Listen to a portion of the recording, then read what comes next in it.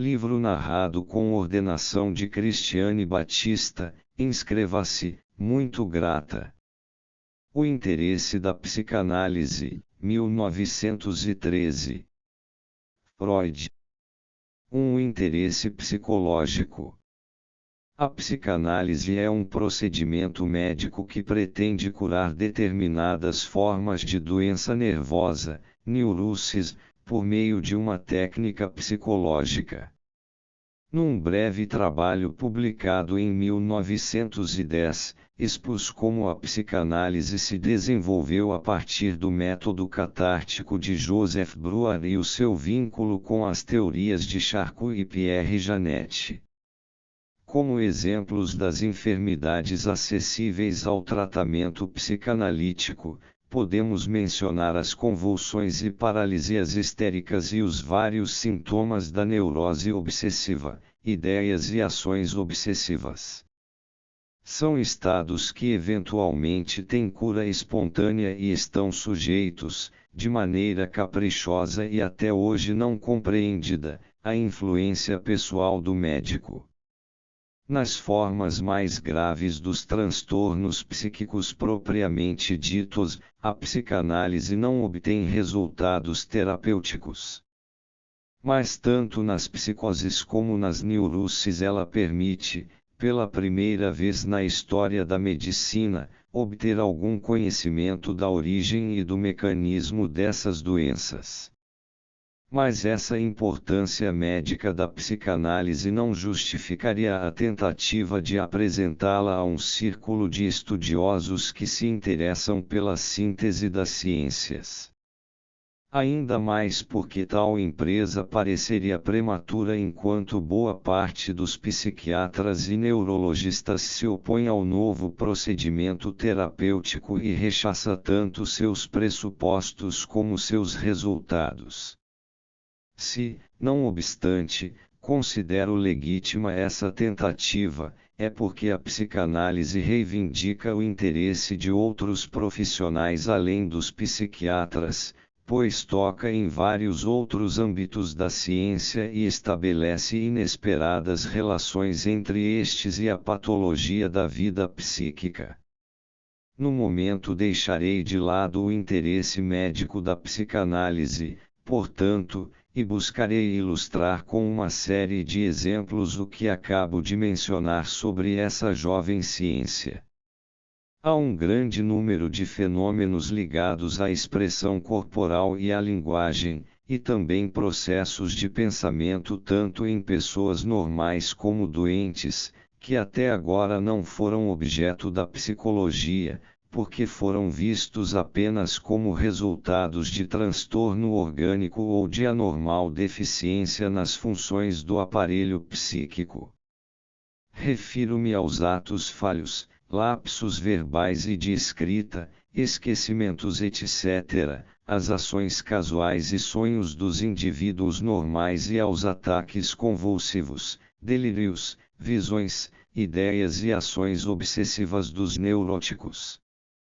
Tais fenômenos foram relegados à patologia quando não ignorados por completo, como os atos falhos, e procurou-se dar explicações fisiológicas para eles, explicações que nunca se mostraram satisfatórias.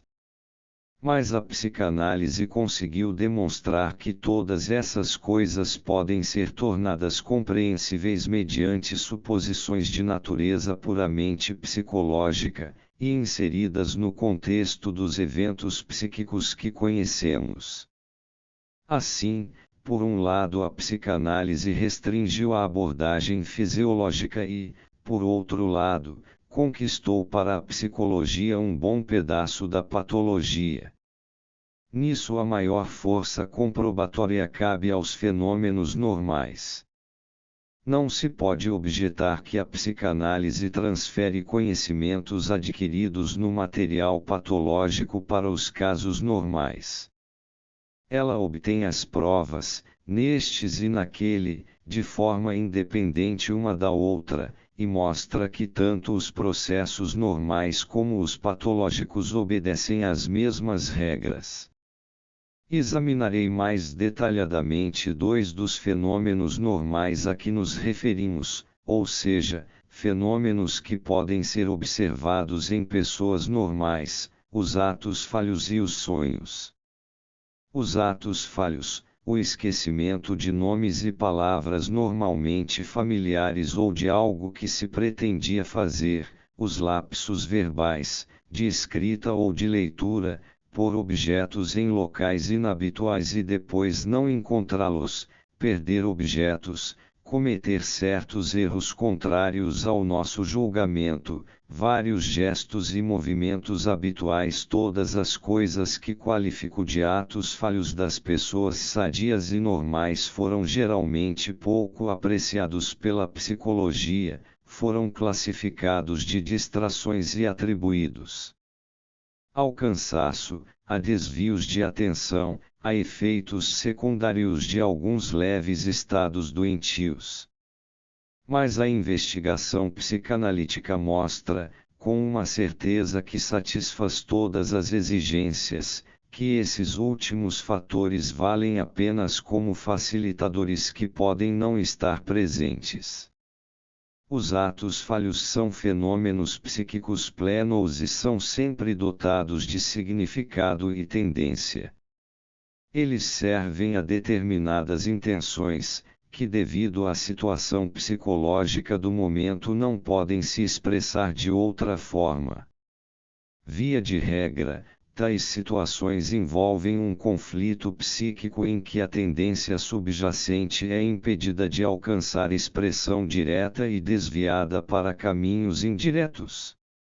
O indivíduo que comete o ato falho pode se dar conta dele ou ignorá-lo, a tendência suprimida que está na base deste pode lhe ser conhecida, mas sem a análise ele geralmente não sabe que o ato falho é obra dessa tendência. As análises dos lapsos são frequentemente fáceis e rápidas. Quando a pessoa tem a atenção chamada para o erro, o pensamento que lhe ocorre em seguida já traz a explicação. Os atos falhos são o material mais acessível para quem quiser convencer-se da credibilidade das concepções psicanalíticas. Numa pequena obra, publicada em forma de livro em 1904, apresentei grande número de exemplos desse tipo, acompanhados das explicações, e essa coleção foi depois enriquecida por muitas contribuições de outros observadores. O motivo mais frequente para suprimir uma intenção, que então é obrigada a contentar-se com a expressão mediante um ato falho, é a evitação do desprazer. Assim, esquecemo-nos teimosamente de um nome próprio, se temos um secreto rancor à pessoa com aquele nome, esquecemos de realizar um propósito, se no fundo o teríamos realizado a contragosto, apenas para seguir uma obrigação convencional, por exemplo. Perdemos um objeto quando nos incompatibilizamos com a pessoa que ele nos recorda, se foi um presente dela, por exemplo. Tomamos o trem errado quando fazemos a viagem a contragosto e preferíamos estar em outro lugar. O motivo de evitar o desprazer mostra-se da maneira mais nítida no esquecimento de impressões e vivências, como já foi notado por vários autores antes da psicanálise. A memória é parcial e está sempre disposta a obstar a reprodução de todas as impressões a que se liga um afeto penoso, embora essa tendência não se efetive em todos os casos. Outras vezes a análise de um lapso não é tão simples e leva a soluções menos transparentes, em virtude da intervenção de um processo que denominamos deslocamento.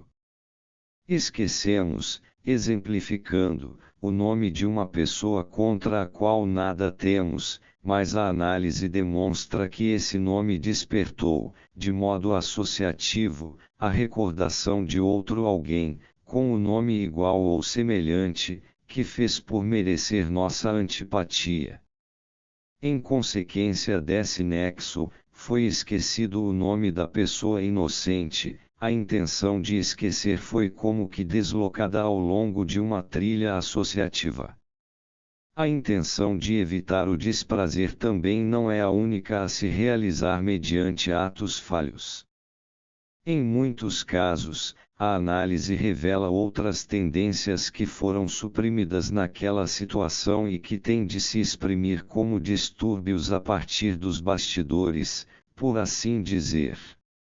Desse modo, o lapso verbal frequentemente trai opiniões que seriam mantidas em segredo perante o interlocutor.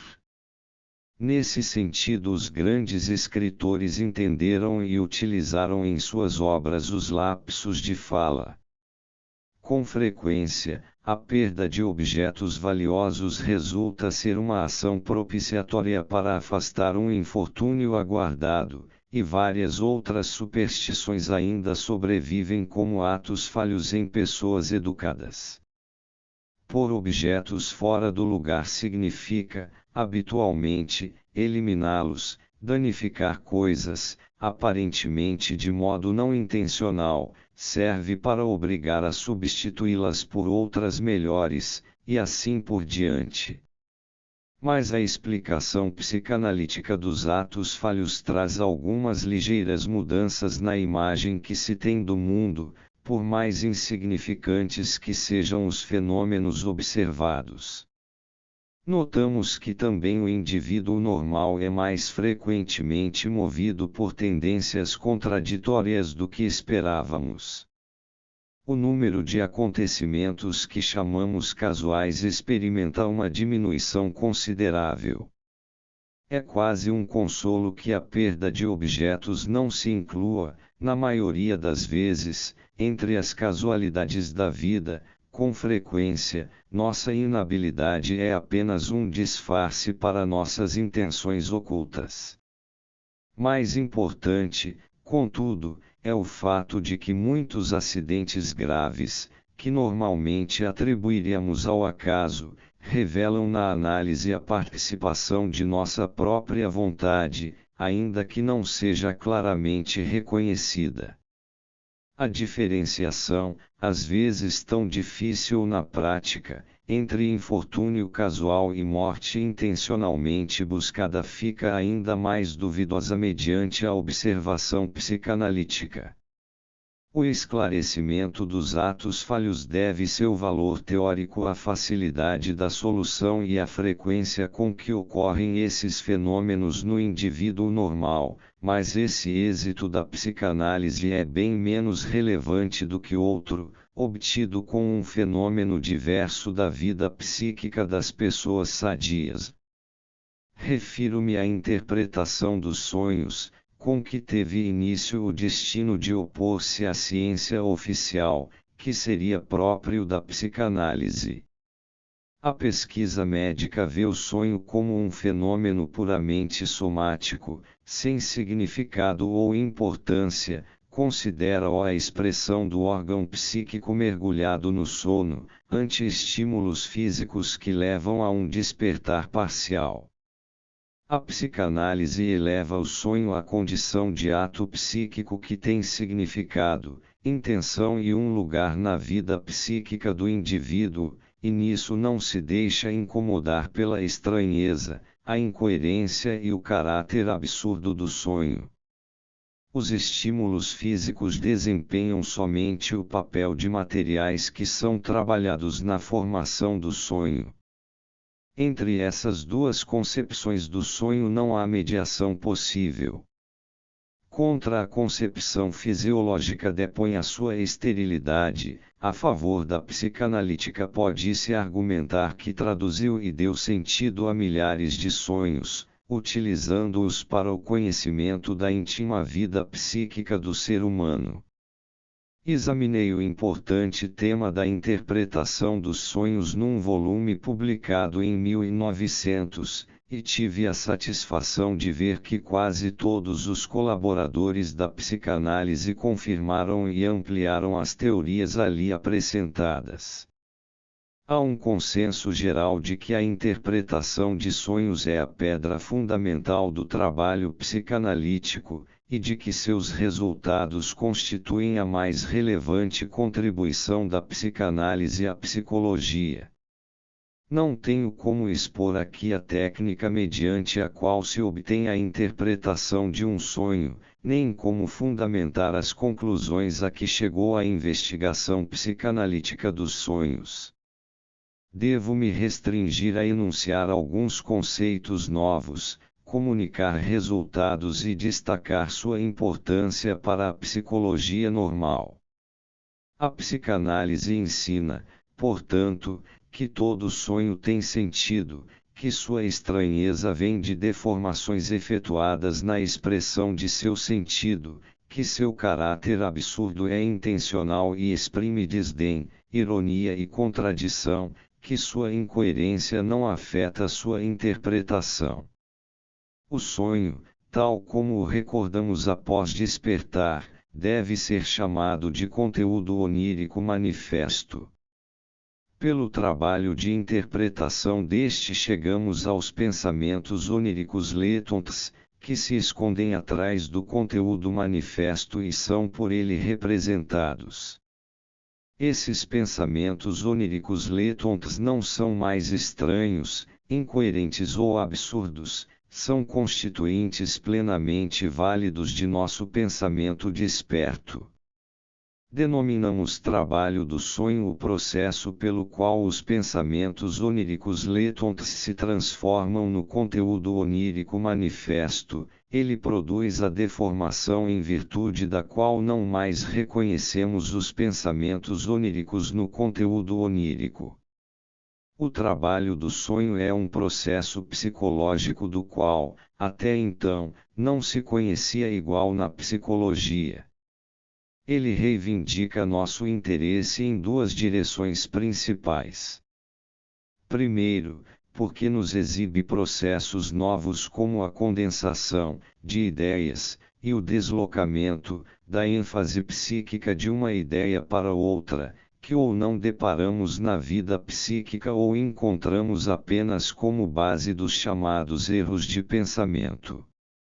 Em segundo lugar, porque nos permite intuir, na vida psíquica, um jogo de forças cuja atuação se achava oculta à nossa percepção consciente.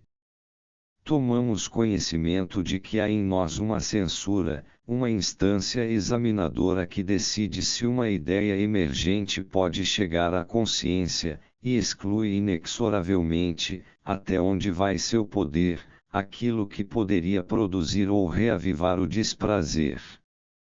Lembremos que na análise dos atos falhos obtivemos indícios tanto dessa tendência de evitar o desprazer na recordação como dos conflitos entre as tendências da vida psíquica. O estudo do trabalho do sonho nos impõe, de maneira irrecusável, uma concepção da vida psíquica que parece resolver as mais controversas questões da psicologia. O trabalho do sonho nos obriga a supor uma atividade psíquica inconsciente, que é mais abrangente e mais significativa do que aquela ligada à consciência, já nossa conhecida. A propósito disso, haverá mais a dizer quando discutirmos o interesse filosófico da psicanálise. Ele nos permite fazer uma divisão do aparelho psíquico em diferentes instâncias ou sistemas, e mostra que no sistema da atividade psíquica inconsciente ocorrem processos completamente diferentes daqueles que são percebidos na consciência. A função do trabalho do sonho é sempre a de conservar o sono. O sonho é o guardião do sono. Os próprios pensamentos oníricos podem estar a serviço das mais diferentes funções psíquicas. O trabalho do sonho realiza sua tarefa apresentando como satisfeito por via alucinatória um desejo que emerge dos pensamentos oníricos. Pode-se dizer que o estudo psicanalítico dos sonhos nos descortinou a primeira visão de uma psicologia da profundeza de que até agora não se suspeitava.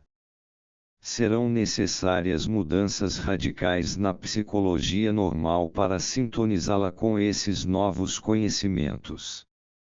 É impossível esgotar o interesse psicológico da interpretação de sonhos nos limites desta exposição. Não esqueçamos de que nosso propósito foi apenas sublinhar que o sonho é dotado de sentido e é um objeto da psicologia, e prossigamos com as novas conquistas para a psicologia no âmbito patológico. As novidades psicológicas inferidas a partir dos sonhos e dos atos falhos devem ser úteis no esclarecimento de outros fenômenos, se quisermos crer em seu valor e até mesmo em sua existência. E a psicanálise realmente demonstrou que as hipóteses de atividade psíquica inconsciente, censura, repressão, deformação e formação substitutiva, a que chegamos pela análise dos fenômenos normais, também nos possibilitam a primeira compreensão de uma série de fenômenos patológicos, como que nos entregam as chaves para todos os enigmas da psicologia das neuroses. O sonho se torna, dessa maneira, o protótipo normal de todas as formações psicopatológicas. Quem compreende o sonho, pode igualmente penetrar o mecanismo psíquico das neuroses e psicoses. Tendo o sonho como ponto de partida, as investigações da psicanálise a deixaram em condições de construir uma psicologia das neuroses, a qual um trabalho contínuo vem acrescentando novas peças. Mas o seu interesse psicológico, que aqui nos concerne, exige apenas que nos detenhamos em duas partes desse grande conjunto, a demonstração de que muitos fenômenos da patologia, que se acreditava deverem ser explicados fisiologicamente, são atos psíquicos, e que os processos que conduzem a resultados anormais podem ser atribuídos a forças motrizes psíquicas. Ilustrarei a primeira afirmação com alguns exemplos. Há muitos ataques histéricos foram percebidos como sinais de exacerbada excitação emocional e comparados a irrupções de afetos. Charcot procurou fixar em fórmulas descritivas a variedade de suas manifestações. Pierre Janet discerniu as ideias inconscientes que atuam por trás desses ataques. A psicanálise mostrou que eles são representações mímicas de cenas vividas e inventadas, que ocupam a fantasia dos doentes sem que se tornem conscientes. Através de condensações e deformações dos atos representados, essas pantomimas se tornam ininteligíveis para o espectador. O mesmo vale para os outros sintomas, descritos como duradouros, dos pacientes histéricos. São todos representações mímicas ou alucinatórias de fantasias que dominam inconscientemente sua vida emocional e que significam a realização de seus ocultos desejos reprimidos. O caráter doloroso desses sintomas vem do conflito interno em que é lançada a vida psíquica desses doentes, pela necessidade de combater tais desejos inconscientes. Em outra afecção neurótica, a neurose obsessiva, os doentes se entregam a um cerimonial penoso, aparentemente sem sentido, que consiste na repetição ritmada de atos triviais como lavar-se ou vestir-se, ou na execução de preceitos absurdos, ou na obediência a proibições misteriosas. Foi decididamente um triunfo do trabalho psicanalítico demonstrar como têm sentido esses atos obsessivos, mesmo os mais triviais e insignificantes, como refletem, num material indiferente, os conflitos da vida, a luta entre as tentações e as inibições morais, o desejo proscrito mesmo e as punições e penitências por ele. Em outra forma da mesma doença, as vítimas sofrem de ideias atormentadoras, de obsessões cujo conteúdo se lhes impõe de modo imperioso, acompanhadas de afetos que, em sua índole e intensidade, raramente se explicam pelo teor literal das ideias obsessivas. A investigação psicanalítica mostrou que nesse caso os afetos são plenamente justificados, pois correspondem a recriminações que têm por base uma realidade psíquica pelo menos.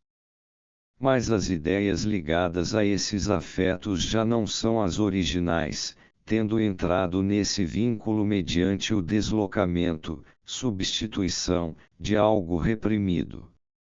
A reversão desses deslocamentos abre o caminho para o conhecimento das ideias reprimidas e permite ver o vínculo entre afeto e ideia como inteiramente adequado. Em outra afecção neurótica, a de fato incurável dementia praecoce, parafrenia, esquizofrenia, que em suas mais severas manifestações torna o doente completamente apático, muitas vezes as únicas ações vêm a ser alguns movimentos e gestos uniformemente repetidos, designados de estereotipias. A investigação psicanalítica desses gestosa, realizada por C.G. Jung, permitiu vê-los como resíduos de ações mímicas plenas de sentido, nas quais antes achavam expressão desejos que dominavam o indivíduo. As mais loucas palavras e as mais estranhas poses e atitudes desses doentes puderam ser compreendidas e inseridas no contexto da vida psíquica, desde que foram abordadas com premissas psicanalíticas. Exatamente o mesmo vale para os delírios e alucinações e para os sistemas delirantes de diversos doentes mentais. Onde até agora parecia haver apenas o mais bizarro capricho, o trabalho psicanalítico evidenciou lei, ordem e vinculação, ou ao menos permitiu entrevê-las, ali onde ainda não está completo. As mais diversas formas de adoecimento psíquico são percebidas como resultados de processos que no fundo são idênticos, e que podem ser compreendidos e descritos mediante conceitos psicológicos. Em toda parte atua o que já foi revelado na formação do sonho, o conflito psíquico, a repressão de certos impulsos instintuais, rechaçados para o inconsciente por outras forças psíquicas, as formações reativas das forças repressoras e as formações substitutivas dos instintos reprimidos, mas não inteiramente despojados de sua energia.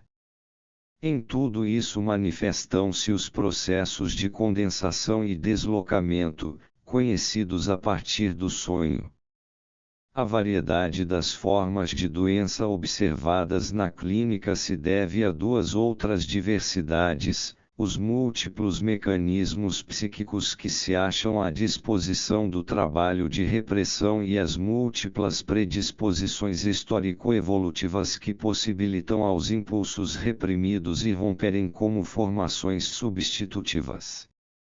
A psicanálise remete à psicologia à solução de metade do labor psiquiátrico. Mas seria um grave erro supor que a psicanálise busca ou favorece uma concepção puramente psicológica dos transtornos anímicos. Ela não pode ignorar que a outra metade do labor psiquiátrico tem como teor a influência de fatores orgânicos, mecânicos, tóxicos, infecciosos, no aparelho psíquico.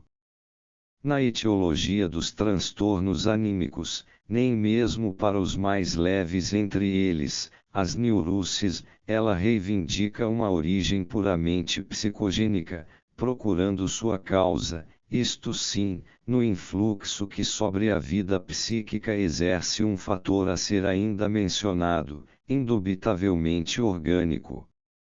Os minuciosos resultados da psicanálise, que não deixarão de se tornar significativos para a psicologia geral, são muito numerosos para serem aqui apresentados. Apenas farei menção de mais 2 pontos: o fato de a psicanálise reivindicar inequivocamente o primado dos processos afetivos na vida psíquica, e sua demonstração da insuspeitada medida de ofuscamento e transtorno afetivo do intelecto, tanto nas pessoas normais como nas enfermas. 2. O interesse da psicanálise para as ciências não psicológicas.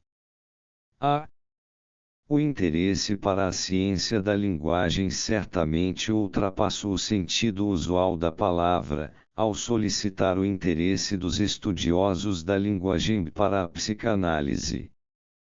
Por linguagem deve-se entender aqui não apenas a expressão de pensamentos em palavras, mas também a linguagem dos gestos e toda outra forma de manifestação da atividade psíquica, como a escrita, por exemplo.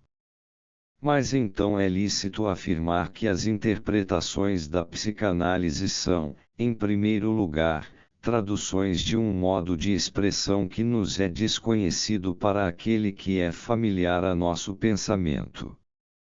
Ao interpretar um sonho, apenas traduzimos determinado conteúdo de pensamento, os pensamentos oníricos letons, da linguagem do sonho para a de nossa vida desperta. Nisso tomamos conhecimento das peculiaridades dessa linguagem onírica e obtemos a impressão de que ela é parte de um sistema de expressão bastante arcaico. Assim, exemplificando, a negação jamais é especificada na linguagem do sonho. Coisas opostas podem substituir uma a outra no conteúdo do sonho, e serem representadas pelo mesmo elemento.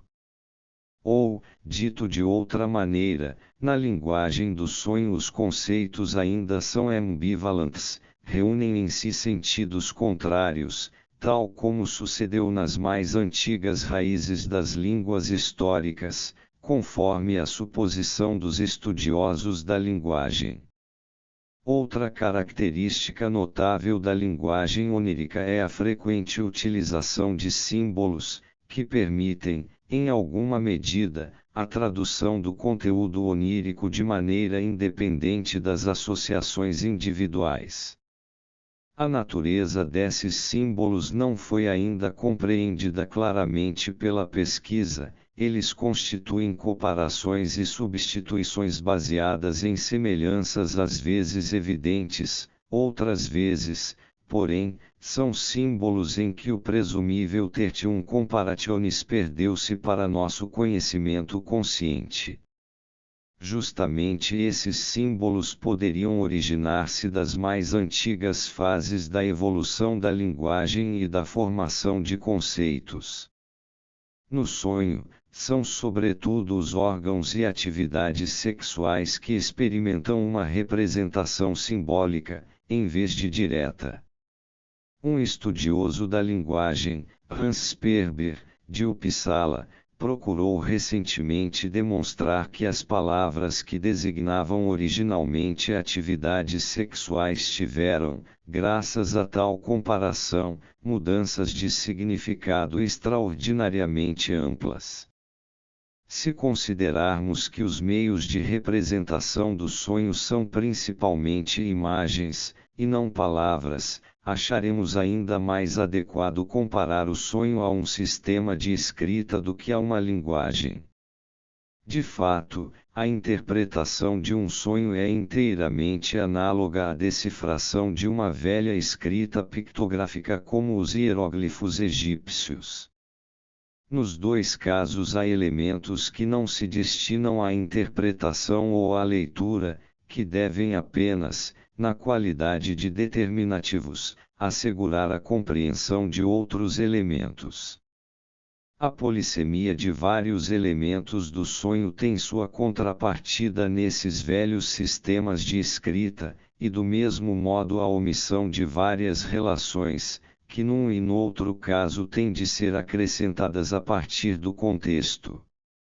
Se tal concepção da representação onírica teve ainda maior desenvolvimento, isto se deve à circunstância, facilmente compreensível, de que ao psicanalista faltam inteiramente os pontos de vista e os conhecimentos com que um estudioso da linguagem abordaria um tema como o dos sonhos. A linguagem onírica, pode-se dizer, é a forma de expressão da atividade psíquica inconsciente. Mas o inconsciente fala mais do que um só dialeto. Sob as diferentes condições psicológicas que caracterizam e separam as formas de neurose, também sucedem constantes mudanças em como se exprimem os impulsos psíquicos inconscientes.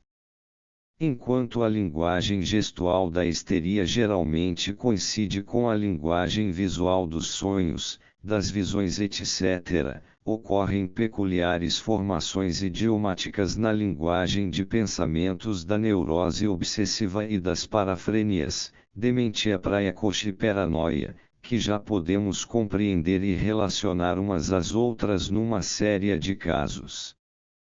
O que uma histérica exprime através de vômitos, por exemplo, se manifestará num doente obsessivo através de dolorosas medidas protetoras contra a infecção, e num parafrênico motivará queixas ou a suspeita de que é envenenado. O que aí encontra variada expressão é o desejo, reprimido para o inconsciente, de engravidamento, ou a defesa contra ele por parte da pessoa doente. B. O interesse para a filosofia na medida em que é edificada sobre a psicologia, a filosofia não deixará de levar amplamente em conta as contribuições psicanalíticas à psicologia e de reagir a esse enriquecimento de nosso saber de modo semelhante àquele como reagiu a todos os progressos significativos das ciências especializadas. Sobretudo o postulado de atividades psíquicas inconscientes deve obrigar a filosofia a tomar partido e, em caso de concordância, a modificar suas hipóteses sobre a relação entre o psíquico e o físico, para que correspondam ao novo conhecimento. É certo que a filosofia se ocupou repetidas vezes do problema do inconsciente, mas seus representantes com poucas exceções tomaram uma de duas posições a esse respeito: ou seu inconsciente era algo místico, impalpável e não demonstrável, cuja relação com o psíquico permanece obscura, ou identificavam o psíquico com o consciente e disso deduziam que algo inconsciente não pode ser algo psíquico e objeto da psicologia. Tais afirmações procedem de os filósofos terem julgado o inconsciente sem conhecer os fenômenos da atividade psíquica inconsciente, isto é, sem imaginar até onde eles se aproximam e em que se diferenciam dos fenômenos conscientes.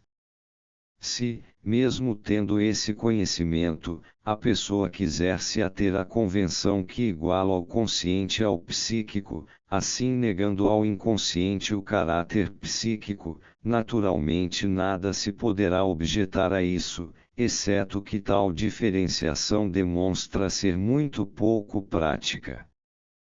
Pois do lado de suas relações com o consciente, com o qual tem bastante em comum, o inconsciente é fácil de descrever e ser acompanhado em seus desenvolvimentos, mas aproximar-se dele a partir do processo físico ainda parece fora de cogitação. Portanto, tem de ser objeto da psicologia. De outro modo ainda a filosofia pode receber estímulo da psicanálise, tornando-se ela própria objeto desta. As doutrinas e sistemas filosóficos são obra de um pequeno número de pessoas de individualidade marcante. Em nenhuma outra ciência a personalidade do trabalhador científico desempenha um papel tão grande como na filosofia. Se agora a psicanálise nos dá condições, pela primeira vez, de fornecer uma psicografia da personalidade, confronte com o interesse sociológico, adiante. Ela nos ensina a conhecer as unidades afetivas, os complexos dependentes dos instintos que cabe pressupor em todo indivíduo, e nos orienta no estudo das transformações e resultados finais que provêm dessas forças instintuais. Ela mostra as relações que existem entre as predisposições constitucionais e vicissitudes da vida de uma pessoa e as realizações que ela pode alcançar, graças a um talento especial.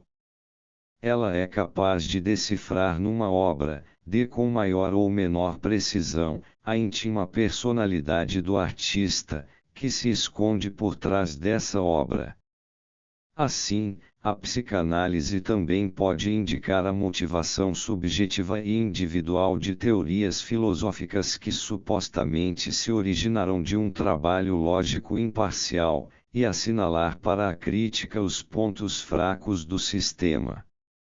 Mas fazer essa crítica não é tarefa da psicanálise, pois, como se sabe, a determinação psicológica de uma teoria não exclui absolutamente a sua correção científica. C. O interesse para a biologia, diferentemente de outras novas ciências, a psicanálise não teve a sina de ser acolhida com esperançosa simpatia por aqueles interessados no progresso do conhecimento. Por longo tempo ela não foi ouvida, e, quando enfim não era mais possível ignorá-la, tornou-se, por razões afetivas, objeto de veemente hostilidade por parte de indivíduos que não haviam se dado ao trabalho de conhecê-la. Essa inamistosa recepção deveu-se à circunstância de que ela descobriu, já em seus primeiros objetos de investigação, que as enfermidades nervosas são manifestações de um transtorno da função sexual, e por isso teve motivos para dedicar-se à pesquisa dessa função, que havia muito era negligenciada. No entanto, quem se ativer à exigência de que o julgamento científico não deve ser influenciado por atitudes afetivas concederá à psicanálise um grande interesse biológico, devido a essa orientação de sua pesquisa, e verá as resistências a ela como provas de suas afirmações, justamente. A psicanálise fez justiça à função sexual humana ao examinar em detalhes a sua importância na vida psíquica e prática, importância essa enfatizada por muitos escritores e vários filósofos, mas nunca reconhecida pela ciência. Para isso foi necessário ampliar o conceito de sexualidade, indevidamente limitado, ampliação que se justificava por referência às transgressões da sexualidade, às denominadas perversões, e ao comportamento das crianças. Revelou-se insustentável afirmar ainda que a infância é assexual e apenas na época da puberdade é assaltada pela repentina irrupção dos impulsos sexuais. Uma vez despojada dos antolhos do interesse e do preconceito, a observação pôde facilmente demonstrar que interesses e atividades sexuais existem em quase toda a idade e desde o início na criatura humana. A importância dessa sexualidade infantil não é diminuída pelo fato de não podermos traçar com certeza, em todos os pontos, os limites entre ela e a conduta assexual da criança. Mas ela é algo diferente da chamada sexualidade normal dos adultos. Seu âmbito inclui os germens de todas aquelas atividades sexuais que mais tarde são claramente contrapostas à vida sexual normal e denominadas perversões, parecendo incompreensíveis e viciosas. A sexualidade normal do adulto provém da infantil mediante uma série de desenvolvimentos, combinações, divisões e supressões, que quase nunca sucedem com perfeição ideal e deixam, por causa disso, predisposições para que a função regrida em estados patológicos. A sexualidade infantil exibe mais dois atributos que são significativos do ponto de vista biológico. Revela-se composta de uma série de instintos parciais que aparecem ligados a determinadas regiões do corpo, as zonas erógenas, dos quais alguns se apresentam desde o início como pares de opostos. Como instintos com meta ativa e passiva. Assim como mais tarde, em estados de excitação sexual, não apenas os órgãos sexuais da pessoa amada, mas seu corpo inteiro se torna objeto sexual, do mesmo modo não só os genitais, mas várias outras partes do corpo são desde o início locais de origem da excitação sexual e geram prazer sexual com o estímulo adequado. Em estreita relação com isso está uma outra característica da sexualidade infantil, o fato de inicialmente se apoiar nas funções da alimentação e da evacuação, que servem à autoconservação, e provavelmente também nas de agitação muscular e atividade sensorial. Se estudamos a sexualidade no indivíduo adulto com o auxílio da psicanálise e consideramos a vida da criança à luz dos conhecimentos assim obtidos, a sexualidade não nos aparece como uma função que serve apenas à procriação, comparável à digestão, à respiração etc., mas como algo bem mais independente, que contrasta com todas as outras atividades do indivíduo e apenas mediante um desenvolvimento complicado, cheio de restrições, é levada a juntar-se à economia do indivíduo.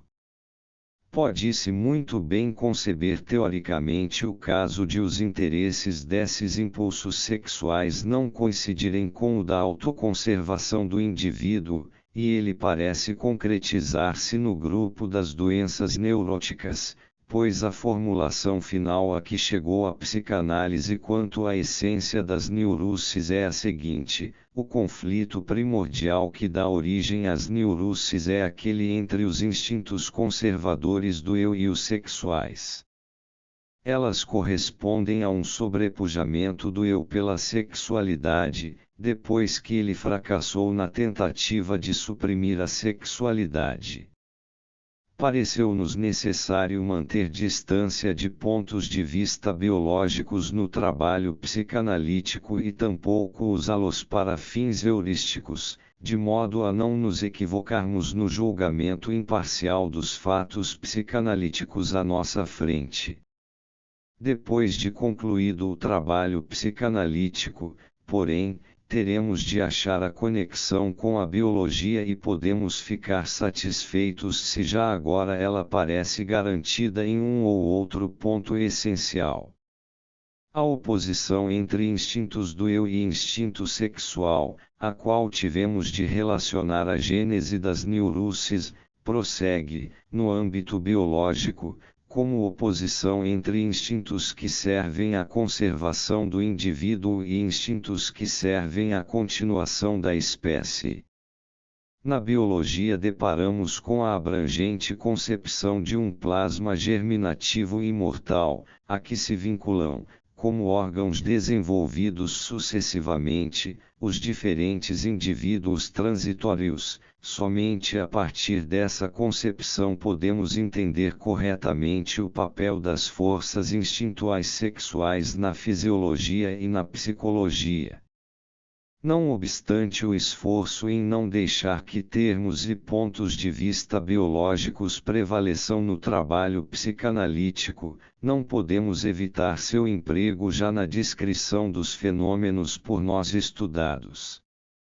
Não podemos nos esquivar ao instinto trib, como um conceito limite entre a concepção psicológica e a biológica, e falamos de características e tendências psíquicas masculinas e femininas, ainda que as diferenças entre os sexos não possam, a rigor, reivindicar nenhuma caracterização psíquica particular.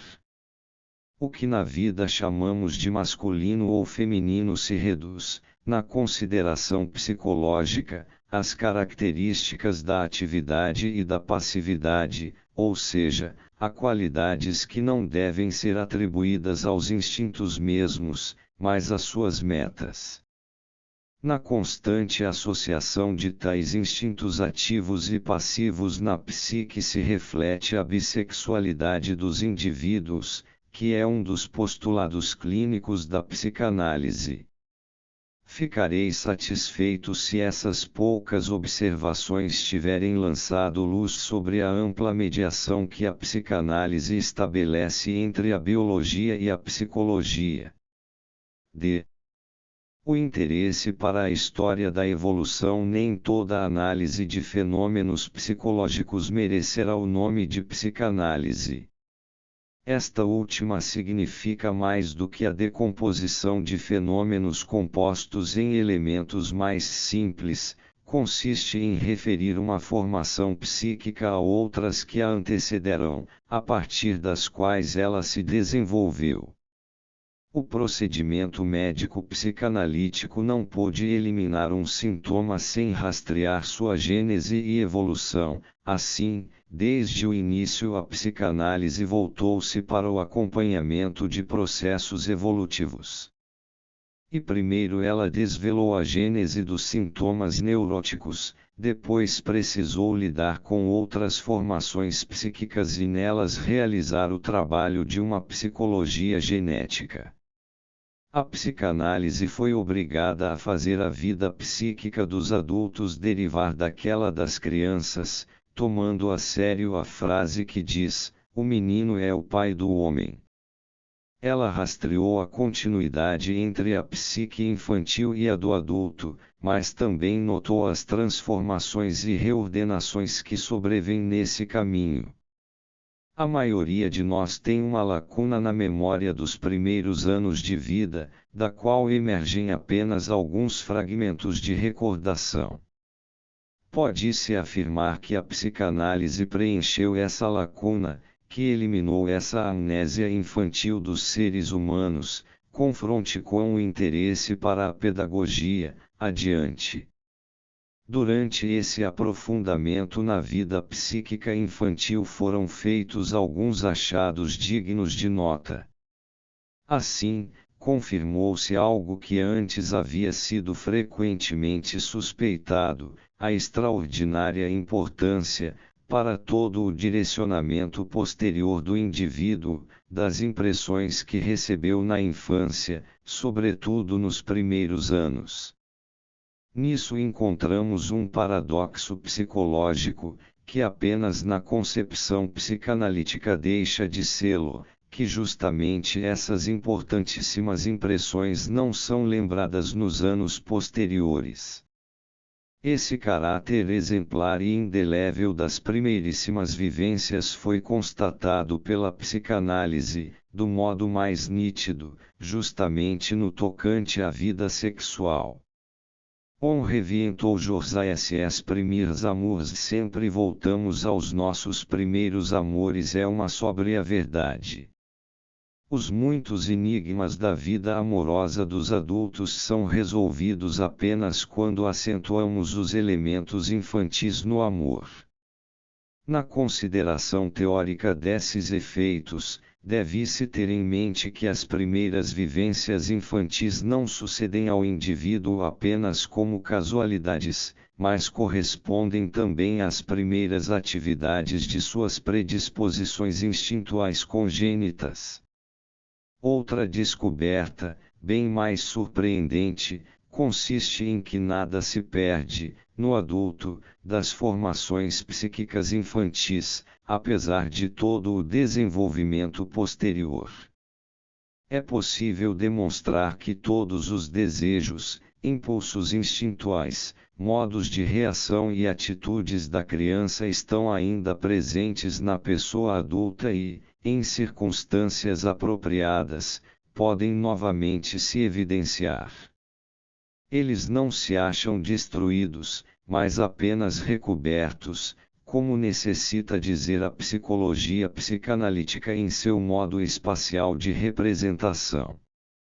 Assim, é da natureza do passado psíquico não ser absorvido por seus derivados, como o passado histórico, ele continua a existir ao lado daquilo que dele resultou, seja de forma apenas virtual, seja em real simultaneidade.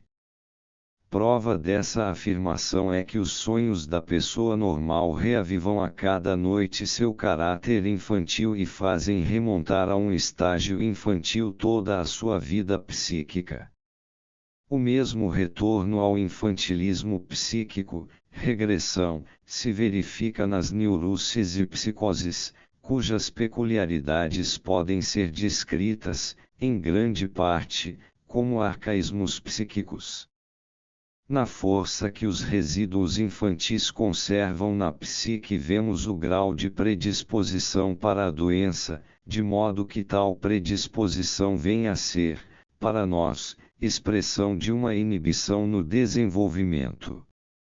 O que permaneceu infantil, reprimido como inutilizável no material psíquico de uma pessoa, forma então o núcleo de seu inconsciente, e nós acreditamos poder acompanhar, nas histórias das vidas de nossos pacientes, como esse inconsciente, refreado por forças repressoras, espera para entrar em atividade e aproveita as oportunidades, quando as formações psíquicas posteriores e mais elevadas não conseguem se sobrepor às dificuldades do mundo real.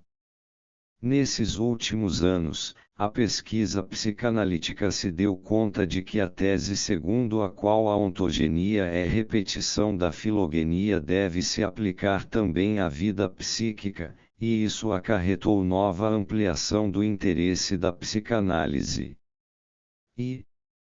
O interesse para a história da civilização. A comparação da infância do indivíduo com a história primitiva dos povos já se mostrou fecunda em várias direções, embora esse trabalho mal tenha começado. Nisso, o modo de pensar psicanalítico age como um instrumento de pesquisa.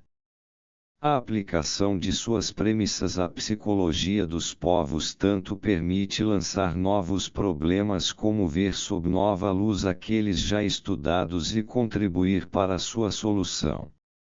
Em primeiro lugar, revela-se inteiramente possível transpor a concepção psicanalítica obtida com os sonhos para produtos da fantasia popular, como mitos e contos de fadas. Há muito nos achamos ante a tarefa de interpretar essas formações, suspeitamos que têm um sentido oculto, estamos alertas para as mudanças e transformações que encobrem tal sentido. O trabalho com sonhos e neuroses deu à psicanálise o treino que lhe possibilita descobrir os meios técnicos que governarão essas distorções. Mas numa série de casos ela também pode desvendar os motivos ocultos que ocasionaram essas transformações do sentido original do mito.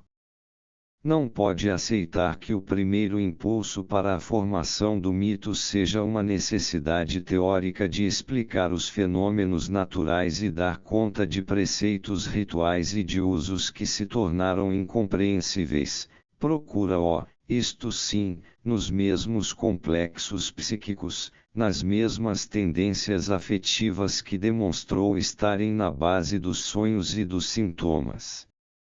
A mesma transposição de seus pontos de vista, premissas e conhecimentos capacitou a psicanálise a lançar luz sobre as origens de nossas grandes instituições culturais da religião, da moralidade, do direito, da filosofia.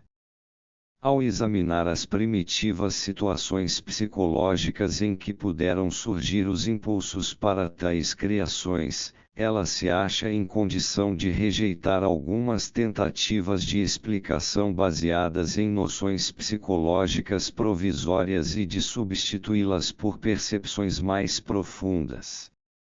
A psicanálise estabelece uma íntima relação entre todas essas realizações psíquicas dos indivíduos e das comunidades, ao postular a mesma fonte dinâmica para ambos. Ela parte da concepção básica de que a principal função do mecanismo psíquico é aliviar a criatura das tensões que nela são produzidas pelas necessidades. Parte dessa tarefa pode ser resolvida pela satisfação que se extrai do mundo exterior. Essa finalidade requer domínio sobre o mundo real. Outra parcela dessas necessidades, que inclui essencialmente determinados impulsos afetivos, tem a satisfação normalmente frustrada pela realidade. Disso resulta ainda mais uma porção da tarefa: achar um novo meio de lidar com os impulsos não satisfeitos. Toda a história da civilização é um relato dos caminhos que os seres humanos tomaram para vincular seus desejos não satisfeitos, sob as condições cambiantes e modificadas pelo avanço técnico de concessão e frustração deles por parte da realidade. A investigação dos povos primitivos mostra os seres humanos inicialmente entregues à crença infantil na onipotência e leva a compreender muitas formações psíquicas como um esforço de negar o que perturba essa onipotência e, assim, manter a realidade longe de toda influência sobre a vida afetiva enquanto não seja mais bem dominada e aproveitada para a satisfação. O princípio da evitação do desprazer domina os atos humanos até ser substituído por aquele, melhor, da adaptação ao mundo exterior.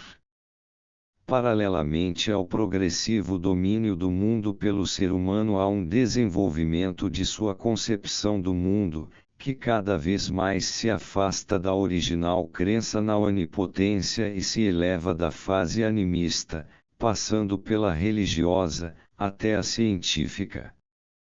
Nesse contexto se inserem o mito, a religião e a moralidade, como tentativas de lograr compensação pela falta de satisfação dos desejos.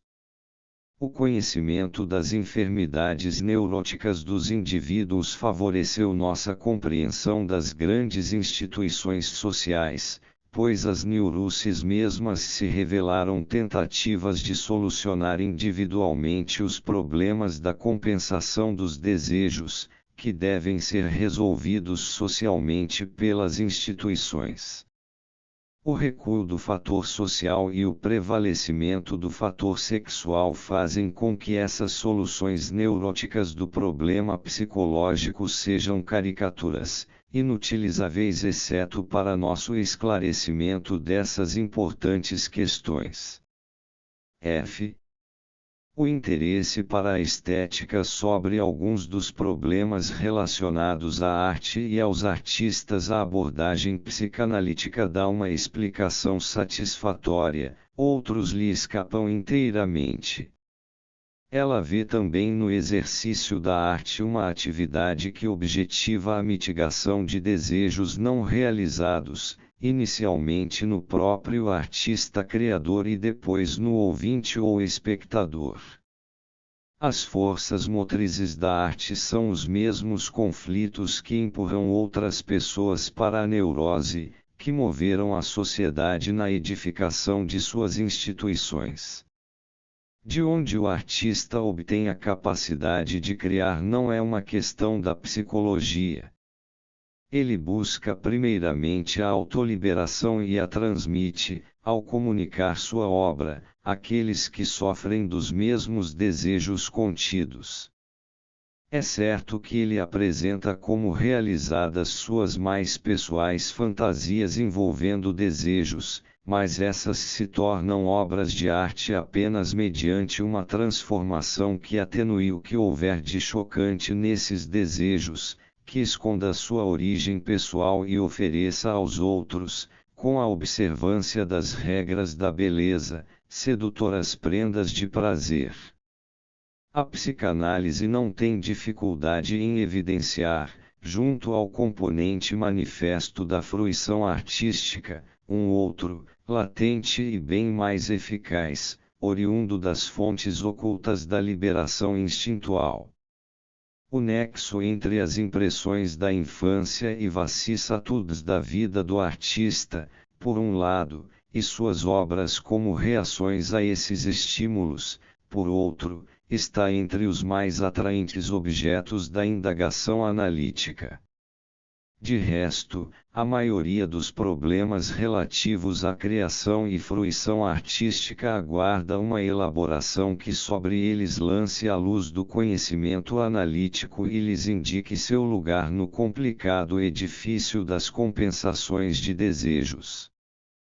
Como realidade convencionalmente admitida, em que, graças à ilusão artística, símbolos e formações substitutivas podem suscitar afetos verdadeiros, a arte constitui um reino intermediário entre a realidade que frustra os desejos e o mundo de fantasia que os satisfaz, um âmbito em que permanecem em vigor, por assim dizer, as aspirações de onipotência da humanidade primitiva. G. O interesse para a sociologia é certo que a psicanálise tomou a psique individual como objeto de estudo, mas na exploração desta não podiam lhe escapar os fundamentos afetivos da relação do indivíduo com a sociedade. Ela descobriu que os sentimentos sociais contêm, via de regra, um elemento erótico, que, ao ser enfatizado e depois reprimido, torna-se característica de determinado grupo de transtornos psíquicos. Ela percebeu o caráter asocial das neuroses em geral, que tendem a empurrar o indivíduo para fora da sociedade e substituir-lhe a reclusão monástica de tempos passados pelo isolamento da doença. O intenso sentimento de culpa que governa muitas neuroses revelou-se, para ela, a modificação social da angústia neurótica. Por outro lado, a psicanálise mostrou amplamente o papel que as condições e exigências sociais têm na causação das neuroses. As forças que promovem a restrição e repressão dos instintos por parte do eu se originam essencialmente da docilidade ante as exigências da civilização. A mesma constituição e as mesmas vivências infantis que, em outros casos, levariam à neurose, não terão esse efeito se não existir essa docilidade ou se tais solicitações não forem feitas pelo círculo social em que vive o indivíduo. A velha afirmação de que o crescente nervosismo é produto da civilização corresponde pelo menos à metade do verdadeiro estado de coisas. A educação e o exemplo levam a pessoa jovem às exigências culturais, quando nela a repressão instintual se instaura independentemente daqueles, cabe supor que uma antiquíssima exigência tornou-se, enfim, patrimônio hereditário organizado do ser humano. Assim, a criança, que produz espontaneamente as repressões instintuais, não faria senão repetir uma parte da história da civilização. O que hoje é impedimento interior foi, em tempos idos, apenas exterior, talvez imposta pela penúria daqueles tempos, e desse modo é também possível que o que hoje aparece para cada indivíduo em crescimento como exigência exterior da civilização venha a se tornar, um dia, predisposição interna para a repressão. H. O interesse para a pedagogia. O grande interesse da pedagogia pela psicanálise se baseia numa afirmação que se tornou evidente. Pode ser educador somente quem é capaz de desenvolver empatia pela alma infantil, e nós, adultos, não compreendemos as crianças, pois não mais compreendemos nossa própria infância. Nossa amnésia da infância prova o quanto nos distanciamos dela. A psicanálise revelou os desejos, pensamentos, processos de desenvolvimento da criança. Todos os esforços anteriores eram incompletos e errôneos, porque deixavam completamente de lado o importantíssimo fator da sexualidade em suas manifestações físicas e psíquicas. O incrédulo espanto com que são recebidas as mais seguras constatações da psicanálise a respeito da infância sobre o complexo de Édipo, o erotismo anal, a curiosidade sexual fornece uma medida da distância que separa nossa vida psíquica, nossos valores, até nossos processos mentais, daqueles da criança normal inclusive. Quando os educadores tiverem se familiarizado com os resultados da psicanálise, acharão mais fácil admitir certas fases do desenvolvimento infantil e, entre outras coisas, não correrão o perigo de superestimar impulsos instintuais socialmente inúteis ou perversos que surgirem nas crianças. Pelo contrário, eles se absterão da tentativa de suprimir violentamente esses impulsos, ao saber que tais esforços frequentemente produzem efeitos não menos indesejáveis do que a indulgência com o mau comportamento infantil, tão temida na educação. A veemente supressão externa de instintos fortes jamais obtém que eles sejam extintos ou dominados, apenas promove uma repressão que estabelece a tendência para um futuro adoecimento neurótico. Com frequência a psicanálise teve ocasião de observar como um inoportuno e irrefletido rigor na educação influi na geração de doença nervosa, ou com que perdas na capacidade de realização e de fruição é adquirida a normalidade solicitada. Mas ela também ensina que preciosas contribuições para a formação do caráter podem fornecer esses instintos associais e perversos da criança, quando não sucumbem à repressão e, mediante o processo designado como repressão, são desviados de suas metas originais para outras mais valiosas. Nossas maiores virtudes surgiram como formações reativas e sublimações, no solo das piores inclinações. A educação deveria previdentemente guardar-se de não soterrar esses ricos mananciais de energia e limitar-se a favorecer os processos pelos quais essas forças são guiadas para bons caminhos. Aquilo que podemos esperar de uma profilaxia individual das neuroses depende de uma educação psicanaliticamente esclarecida. Ver, a propósito, os trabalhos do pastor suíço Dr. Oscar Pfister. Minha tarefa, neste ensaio, não poderia ser apresentar a um público interessado na ciência o teoria e o alcance da psicanálise, seus pressupostos, problemas e resultados. Meu objetivo se cumpriu se agora estiver claro como ela pode interessar a muitos âmbitos do conhecimento e que extensos laços começa a estabelecer entre eles.